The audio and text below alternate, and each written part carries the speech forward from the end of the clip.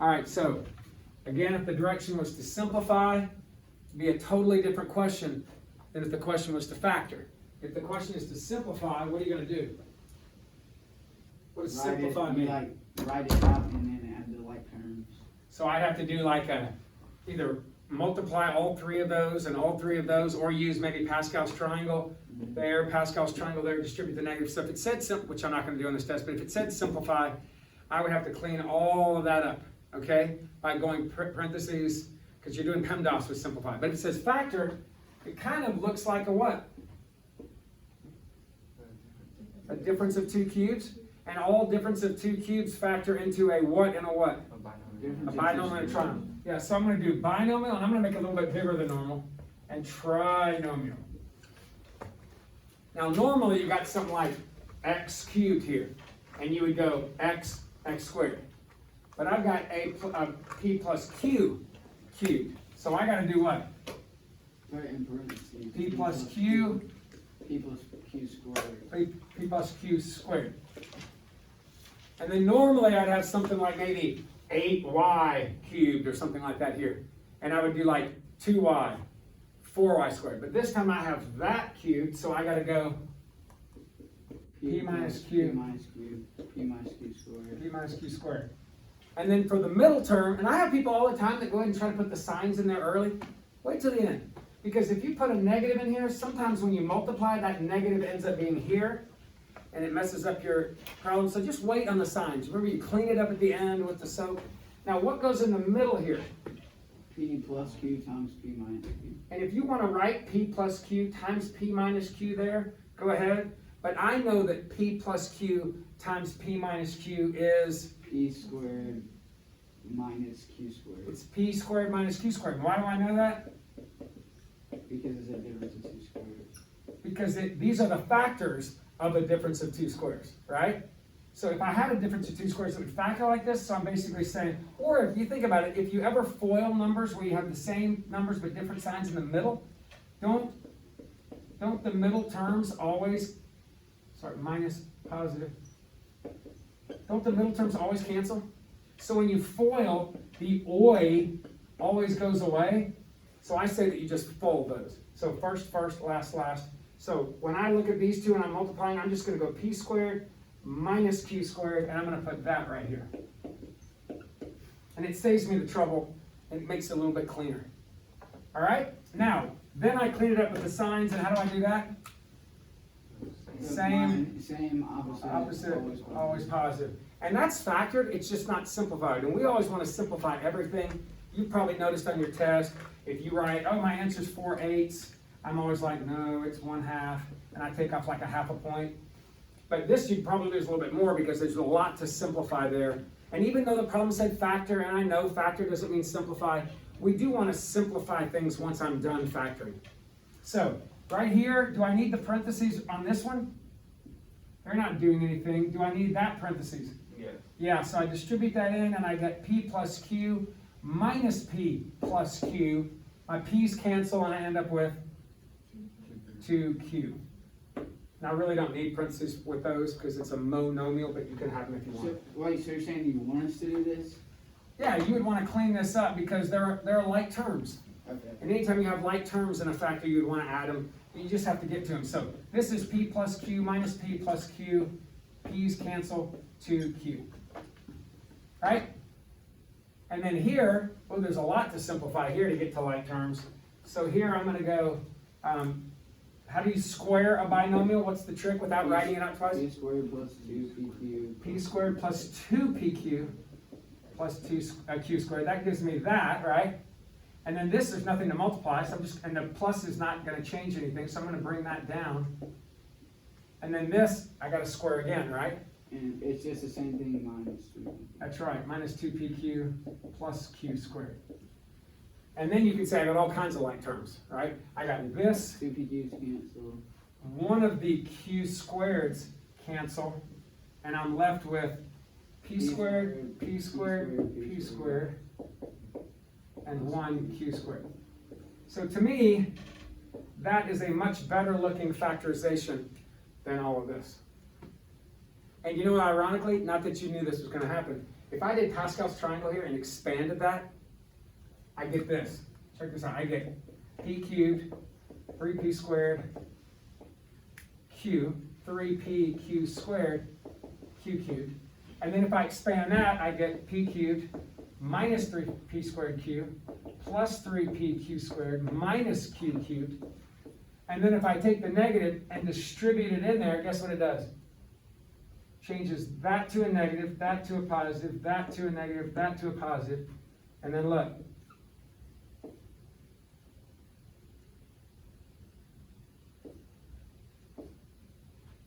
You with me? What do I have left? That and that give me 6. And that give me 2. Right? And then I can factor out a 2q.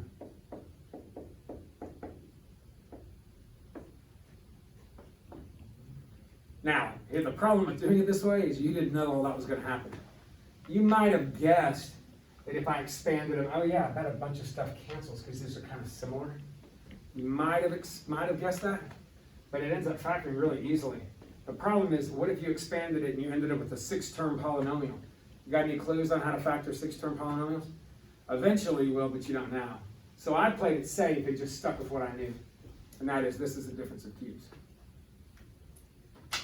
All right? Okay, anybody else? If you have issues with factoring, guys, we're starting a calculus lesson today. And we're finding what we call critical numbers. And we'll actually do something with critical numbers in this chapter, believe it or not. We just don't call them that because it's not calculus, but I might. But in calculus, the factoring is so much easier than it is in this course. It's just basic trinomial, maybe a binomial, maybe GCF or whatever. But I had a kid a couple of years ago who was so traumatized by factoring in Miss Tyree's class. He built this Pavlovian fear up in his head that factoring, I can't do it. And I was like, dude, this isn't Algebra 2 and Algebra 1 anymore. We don't spend 7 months pummeling you with factoring into submission. It's just basic stuff. But he still was like, and literally I said, guys, we got to know how to factor. And he was like, I can't factor. And I was like, well, first step to admitting you have a problem is, or first step to recovery is admitting you have a problem. Yes. So that's great. I said, come see me after school. So he came after school, and I just went through some basic factoring with him, and he's like, that's it? I'm like, that's it. You're going to be okay. Okay? Now, I say that in jest, but if you have issues with factoring, it's probably just a mental thing that you got to get around. I mean, ultimately, I guess if you have issues with anything scholastic, it's some mental block. But come see me. We'll talk for 15 minutes, 20 minutes tops, and you'll go, oh, that's it? I'm like, that's it. But make sure you get it, because if you can't factor, you're not going to be able to do what we're doing today, and that's use the factoring. So remember the 3 reasons why you'd use factoring? I said 1, because your teacher just makes you. And that's part of this lesson, so I will. 2, potentially it can help you do what? Solve. Well, it definitely can help you solve. I usually call that the 3rd one, but yes, it helps you solve. And the last one is occasionally it might help you with simplifying when it comes to the D in PEMDAS, the divide part. Because if you factor, you might go, oh, I got a common x minus 2 I can cancel out. Or I got a common 4x I can cancel out. Y'all with me? All right, so today we're going to be talking about solving polynomials. And I have a question for you. What would make that equal to 0? If one of them was 0. If one of them was 0. It is literally that simple. If I have something factored up, whether it's 3 factors or 5 factors or 2 factors, the whole thing becomes 0 if one of them is 0. That simple property is the 0 product property. Okay? And it's very simple, isn't it? I have a question for you now. What makes this equal to 0? What makes this equal to 2? Well, 5 bajillion things, right? I could get 2 an infinite number of ways. Are you with me? Finding out what x, y, and z are that makes this true is not going to be helpful for you. What I'm trying to point out is, this year alone, I bet I've had AP Calculus and Pre-Cal students at least 2 to 3 dozen times solve an equation that's not equal to 0. You can't do it because there's so many different outcomes that you have to consider that your brain just flutters and shuts down. Or you just find one situation that works for you and you don't see the rest of them. But if I have this, the only way I can get 0 is if that's 0, or that's 0. So the solutions are very defined. That is the zero product property. The product has to be 0. You cannot solve problems that are equal to 2. Now people go, duh, of course not. But I give questions like this,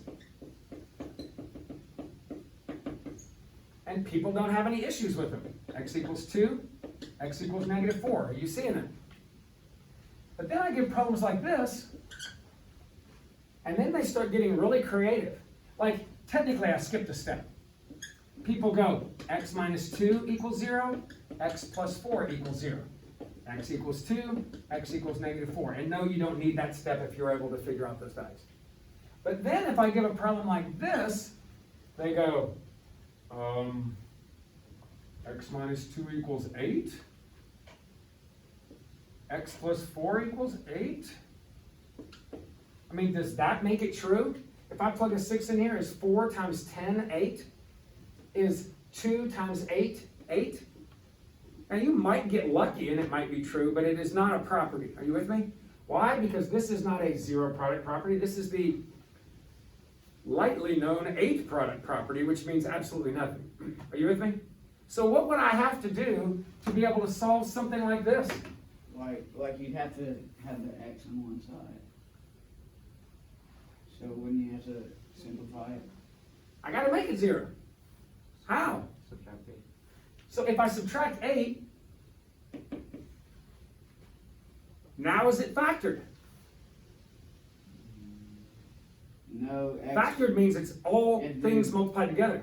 X Now I gotta minus subtract. 2 plus 8, x plus 4 minus 8. What would I have to do? It looks kind of factored, but factored would mean something times something times something. I have something times something minus something. What do I got to do here? I got to multiply all this chunk out and start over. And that's okay. But I would have to, the rules for solving are, basically, I know in Algebra 1, they really do you a disservice. Because they say, when they start teaching Algebra 1, they say, get all your x's on one side, all your other stuff on the other. And it teaches you to solve for x that way.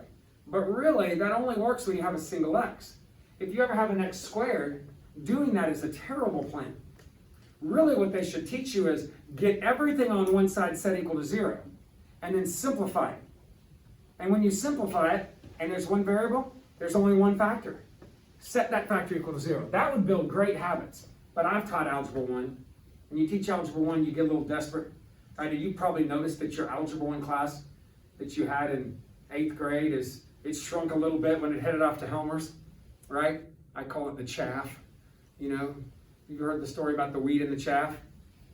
Like in the olden days, they would harvest the wheat, right? But it had all that husk and crap on it. So they would throw it down on the stone threshing floor, and they'd bring the oxen in, and the oxen would stomp around on it, right? And then they'd wait for the breeze, and they'd throw it up in the air, and the chaff, the worthless particles, would blow away, and the wheat would fall to the ground. And they separated the wheat from the chaff. I told that story when this kid came in the next day, and he was like, chaff! And I'm like, what are you talking about? He was like, well, chaff! And I was like, it's not wheat and chaff, it's wheat. He goes, oh, my bad. So we don't want to be chaff, right? But there was some chaff in that Algebra 1 class, I'm guessing. And they didn't take Helmer's. And there was some chaff in the Helmer's class, right? And they're not in here anymore, right? It shrinks every year. Well, you guys are the wheat, right? But anyway, right here, I see people all the time not doing this right, but that's why they don't teach it that way in Algebra 1. They don't teach it, hey, set it equal to 0 and solve, and get it all there, and then set the factor equal to 0, because they're desperate to get some of that chaff to understand it, okay? So here, that's really what you want to do. Set it equal to 0, simplify it completely, and to simplify, I'm going to have to PEMDAS this thing.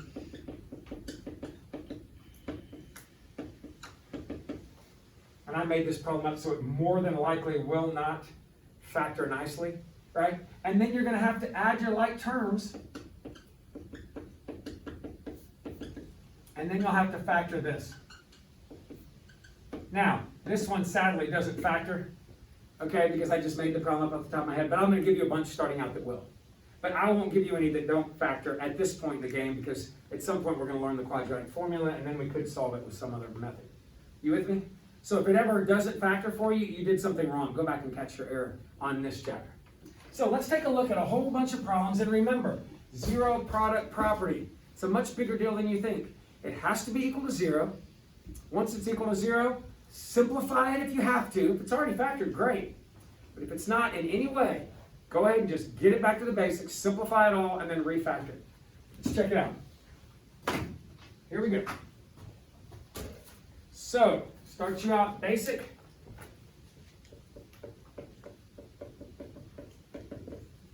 Solve. So to solve, you set it equal to 0, done. You simplify everything on the left, done, and then you factor it. So how do I factor this trinomial? You want to use the guess and check or the magic number. Guess and check. I'm kind of a guess and check guy when there's a 1, because there's only one way to split that x up. X minus 6. And it looks like a 6 and a 2 could give me 4 if what? X minus 6. 6 is negative and the 2 is positive. Then quickly check the L. Would that still be negative 12? Yeah. All right, so we're good. Still equal to 0. And then the zero product property says if either of those is 0, the whole thing is true, right? Right? So that means if that is 0, set it equal to 0. Or if that is 0, set it equal to 0. When you solve, those are the values that make this true. And most people in higher math make you write your answers in set notation. But I don't need you to do that. You could stop here and here. I actually had a college professor who said, if you don't put it in a set, I'm not counting it right. Now, one other little thing. On your homework tonight, you're also going to see problems where instead of having it equal to 0, they say this. F of x equals this. And the question won't be solve. It will be find the, and they're going to use either of these words that mean the same thing. Find the roots or the zeros. And by definition, a root or a 0 means determine when the function's y value is 0. That's what it means. So all you gotta do is change f of x, which is your y, to 0 and solve. Same exact thing. Are you with me? So if it says zeros, replace the y with the 0 and solve. If you're looking for roots and zeros. All right, what about this? And ugly it up a little bit more, but not too much.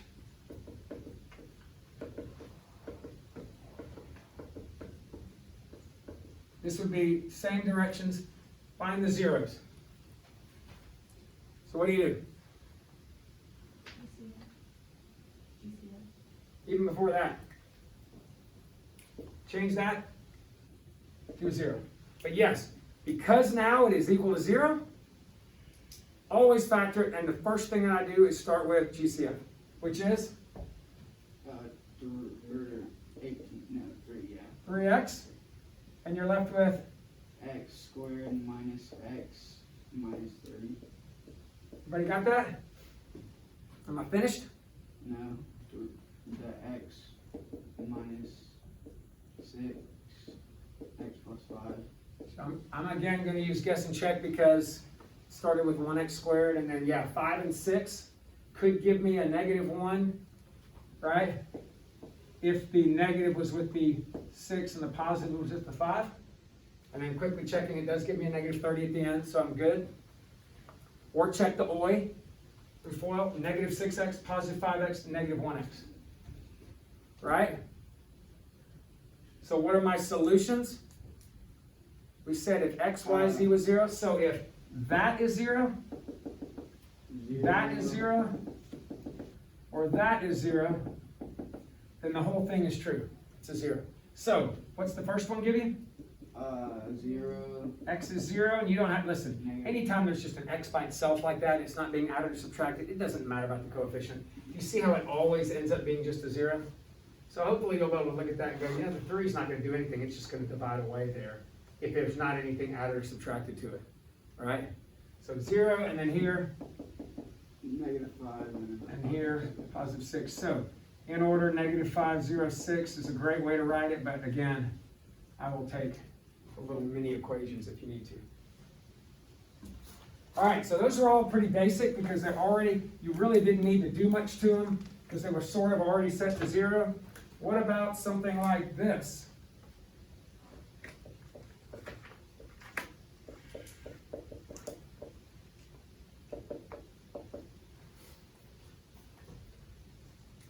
Now it kind of looks factored, doesn't it? The left side kind of looks factored, but sadly it is not. What?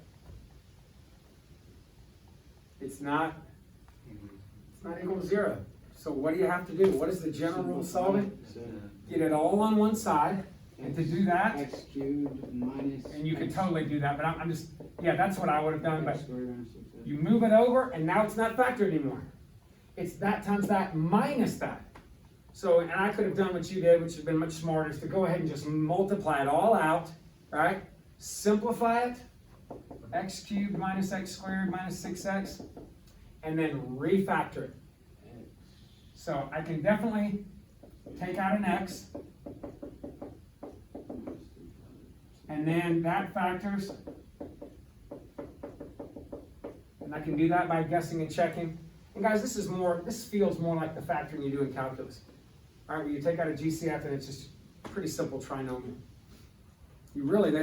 It's much easier to factoring than in this course. So I end up with 0 for this, 3 for that, -2 for that, and I don't mind if you start skipping those little mini equations if you don't need them. Okay?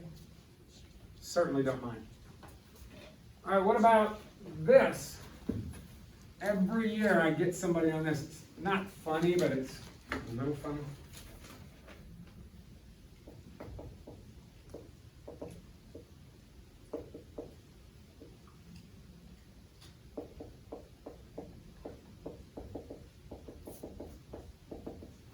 And I say solve. And guess what I have people do? They start distributing it. They come in here and they go, oh, okay, I need to multiply this out. Don't copy this down. And then they multiply that out. And they go, all right. Bring down to 0, and then they're like, I can't factor a 5-term polynomial. Well, you'll learn how to do that. It won't be like factoring, but it'll be like chiseling away at it with little, what they call long division with polynomials or synthetic division. It's not super hard, it's just a little lengthy. But what did I do wrong here? We're going in the wrong direction, right? The problem said solve, which means set it equal to 0, right? And if it's not already something times something times something or whatever, then simplify it. Like this was not something times something, so I had to simplify it, but this already is something times something. So it's already what? X plus 1, x minus 1. Yeah, it's already partially factored. We'll just continue the factoring process. So yeah, that's a difference of 2 squares. That's a X plus 1, x minus both x positive. plus 1, x plus 2. All right, so I'm just going to do difference of squares, just random trinomial factoring, and then my roots are -1, 1, -1, -2. Now, in your book, I believe this chapter says solve, and then in the directions it will say indicate double roots. Now, if I was solving this, I would go, all right, my solutions are -2, -1, and 1, and I'd be done. But in this book, you're going to notice, not even in this book, but in this section, you're going to see them go -2, -1, dr, 1. And what they're saying there is, hey, it's a double root. Now, if this had been an equation, you know what roots do when you graph them? Roots are places where and you might have seen this earlier, roots are places where the y's are 0. So what does that show up? Where's a y0 on a graph? We have the y. Hold on. If the y is 0, right, like if this had been an equation, and I said, find the roots, and you just said, oh, I need to change y to 0 because you said find the roots. If I had done that, I'm finding where y is 0. This is y. So what happens? If these are the roots, that means at -2, what happened? The y was 0. What does that become then? X-intercept. What would -1 and 1 also become? X-intercepts. But if it's a double root, guess what that means? That means this graph came down and crossed at 1, and it crossed at 1, but instead of crossing at -1, it bounced, and then crossed at 2. Double roots bounce off the axis. You with me? Single roots go through the x-axis. But they're just introducing to the idea of a double root. This doesn't even have a graph because it didn't even have a y. You were just solving for x. So these are just values on a number line since there is no y involved. -2, -1, and 1. But it just so happens the -1 occurred twice. They're trying to get you to understand that there's a dr. But in moving forward, unless it doesn't specifically ask for that, you don't need to say dr. I think there's one that has a triple root, they go tr. That's all they're saying. All right, what about this?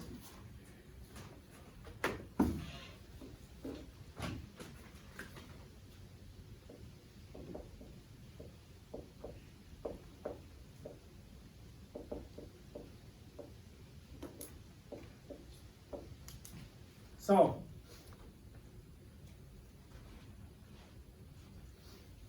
what's got to happen? You gotta simplify it, because you need everything on one side. It's got to be equal to what? So, if it's got to be equal to 0, I guess you're right.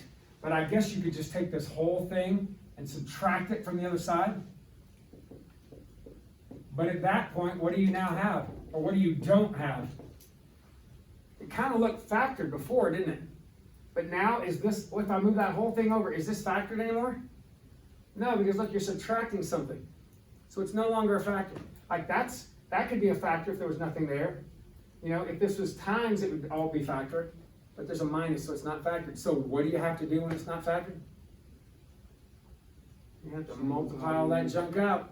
Now, you can write this out 3 times and FOIL it, or you can pull out your Pascal's triangle. What does Pascal's triangle tell you to do? That's the third. So remember, third row, so 1, 3, 3, 1, and then S would be what? S Cubed, S squared, S, and then what do you do with the negative, what does the negative tell you to do? Plus, minus, plus, minus, and then what do you do with the 6? 6 cubed, 6 squared, 6. Now, that is nauseating, and you're not going to see that on a test, but we're just going to knock it out, right? So that's the cubed part. I really don't need parentheses, because there's nothing in front of that. And then minus 27s plus, what is that, 216? Yes. Now, cleaning this up is kind of gross, but let's do it. S cubed. And this is the only s squared. Cancels. So 6 Oh, wait, no. and -3 is -18s squared. You with me? Yeah. So I've got that there. Now this is a regular s, and that's a regular s.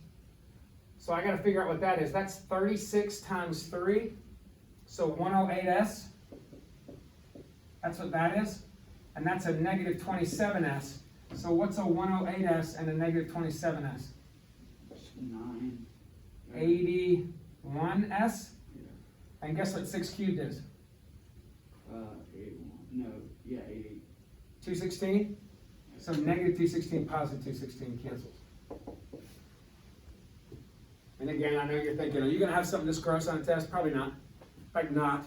I'm not going to get into all that stuff. That's just, why would I want you to miss the whole problem because you forgot something from a prior chapter? I mean, ultimately, I hope you do know Pascal's triangle and how to expand, but I guess you could always write it out 3 times and make yourself miserable, but I think it's easier with the triangle, but whatever.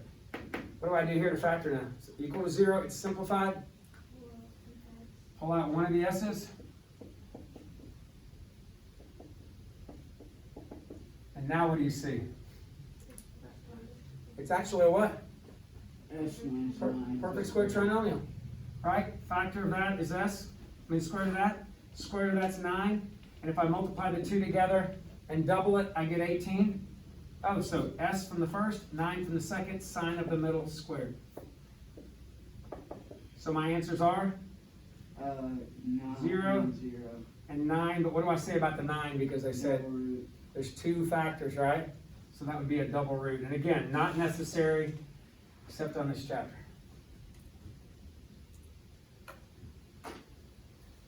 Y'all tracking with me? So what do you really got to remember on all this stuff? It's got to be set equal to 0. And if in the process of getting it set equal to 0, it becomes unfactored, what do you got to do? Simplify it and start over. Okay? Now every now and then, I want to warn you about something. Every now and then you see a problem. And it seems to happen more to the really, really great mathematician, and then it costs them. And I'm saying everybody's in here is pretty solid, I think. But like every now and then people get questions like this.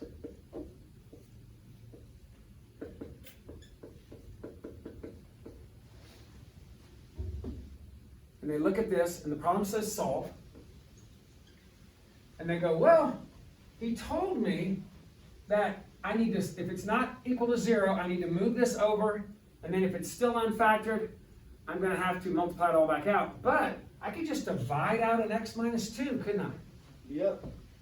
Now, the problem with dividing out an x minus 2 here is you are throwing away a root.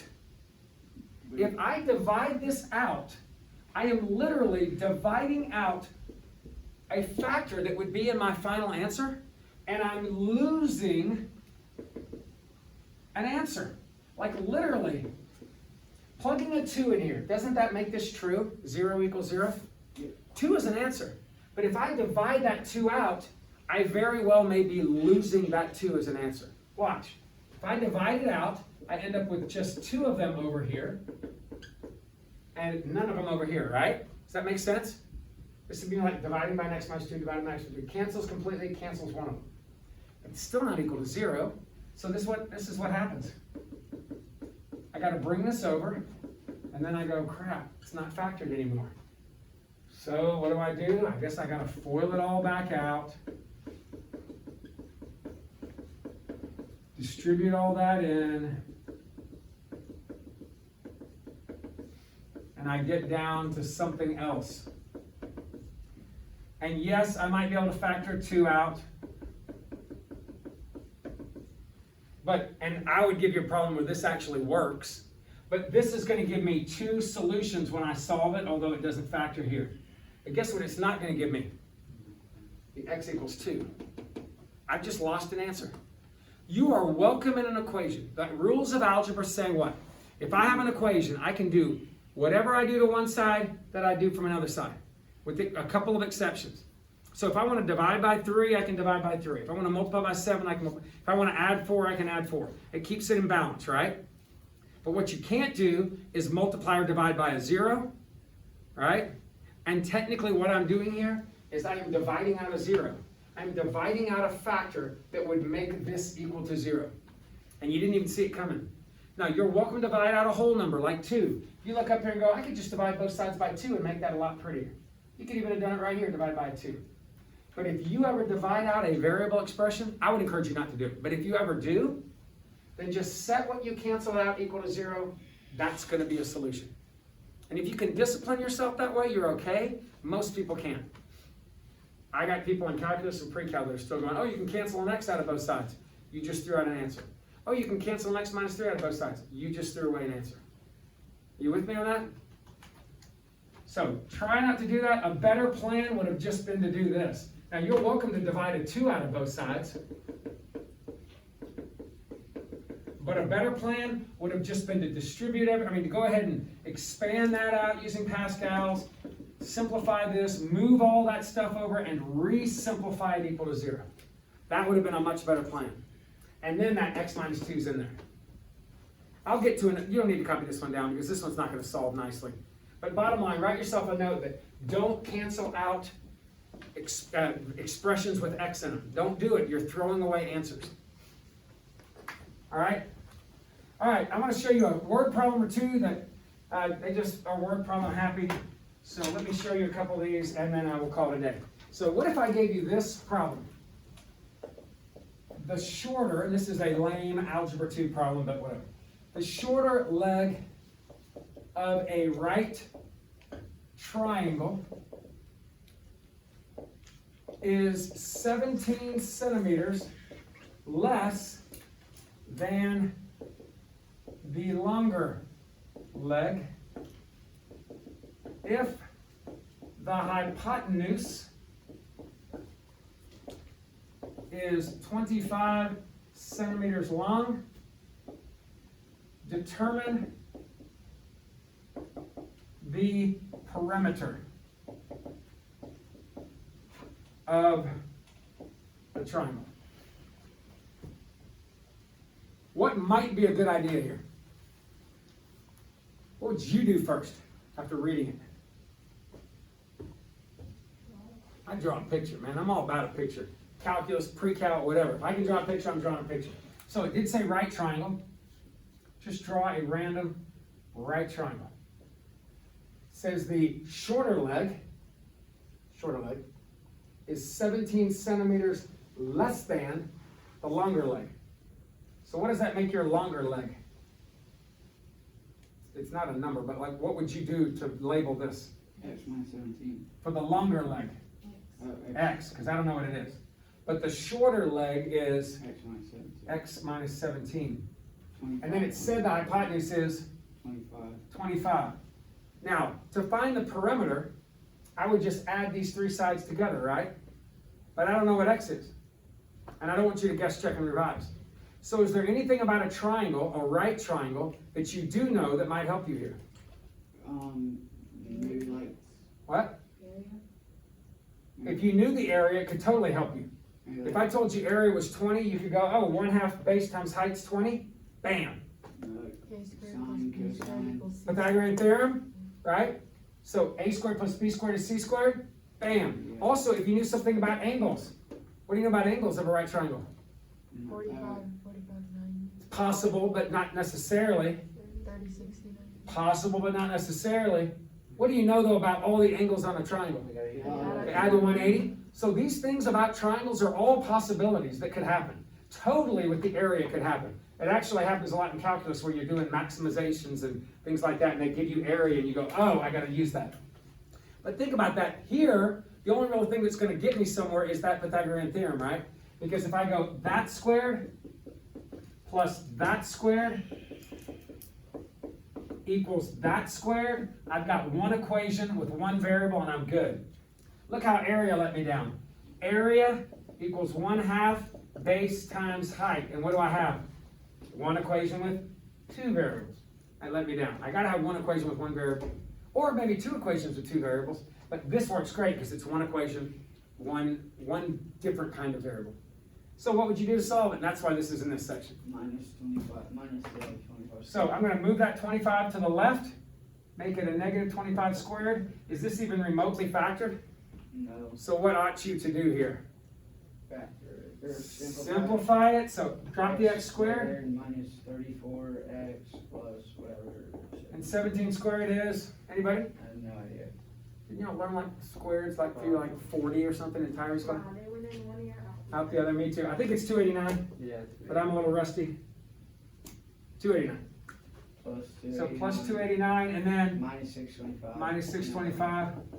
Yeah, I hear you on N1 here right there. So 2x squared minus 34x, and then this ends up being what? 336. Yep. Is that right? Sure. 289, 336. Equals 0. Oh, that's awful. Oh, wait. 2 out. 2 out. Now, again, because it's equal to 0, could I divide a 2 out? Yeah. You could, because you can do it to both sides, but you don't need to. I'll just factor it out there. But when you factor it out there, is it going to do anything for you? Not like there's no variable with, or there's no, There's no variable with it, so it's not going to do anything for your solutions. so then it's Now, that's not easy. 160. And occasionally you will see something like that. Now, on our homework, because sometimes I make these problems up and I'm not really thinking about how they're going to turn out in the end. But anyway, you have to think, if I break this up, 168. the OI has to work. So the number I put here and there has to multiply there and then end up adding to give me a negative 17 or subtracting to be a 17. So I'm just going to go through these factors of 168. 42. It's certainly not 1 and 168. Those aren't subtracting to give me that, right? Or even 2 and 84, or 3 and 56, or It's whatever 4 section and it's- 42, but I'm getting What's- closer. What's 168 divided by 6? 6 and 28, That's it. getting closer. No, Well, wait, no. 7 and So I was saying 34. 24. Ah, There it you is. seeing it, what I'm doing? So the 7 and the 24, Minus 24. multiply to give me that, and it would be negative there and there if that's a negative and that's a positive. And then it's Now here's where people miss, they get dotted on their test. They do all this work, they do all this problem, and they go, yeah, ignore the 2, awesome, and they go, x is negative 7, x is 24. Now first of all, can a side of a triangle be a negative 7? Mm-mm. No. Now, it doesn't mean your x can't be negative 7. Like, what if my triangle was labeled like this? 25, 36 minus x, 1 minus x. Then a negative 7 would have given me a positive side, right? And a negative 7 would give me a positive side. So it's not that the negative's bad, but here, it's because the side would be negative. That's impossible. So it looks like my x is 24. Some people write 24. Is that right? No. It is that the question is, what's the longest side, but what's the question? What's the perimeter? So the perimeter is 25 plus that 24 Plus 7. plus that 7. So you end up getting what, 56? 56. So do make sure that you answer the question. And sorry if you could not see this triangle at home. I said it's possible.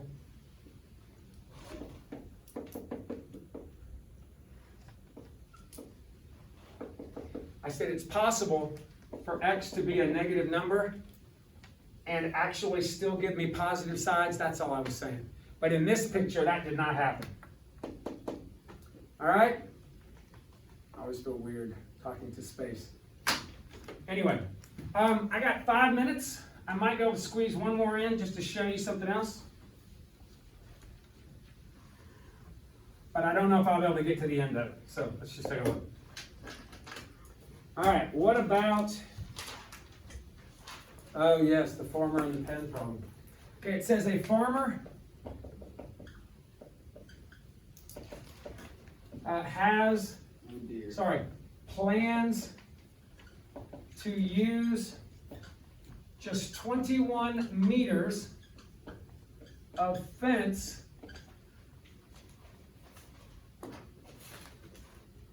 to enclose a rectangular pen having an area, there's area coming into play, equal to 55 meters squared. Okay? Only 3 sides of the pen need fence. Now maybe he's up against a barn or something, okay? Determine the dimensions. So, what's a good idea? Factors of 55. Maybe a picture. So, if I'm gonna make a rectangular pen, say there's a big barn right here. All right? I'm gonna make a rectangular pen, but I only need 3 sides of the pen. So, side 1, side 2, side 3, there's my rectangular pen. Now, how would you label this? It says only 3 sides of the pen need fence. Well, what do you know about these sides here? It's going to be 5 or 11. These two are what? Equal. They're the same. So you want to label those first? Sure.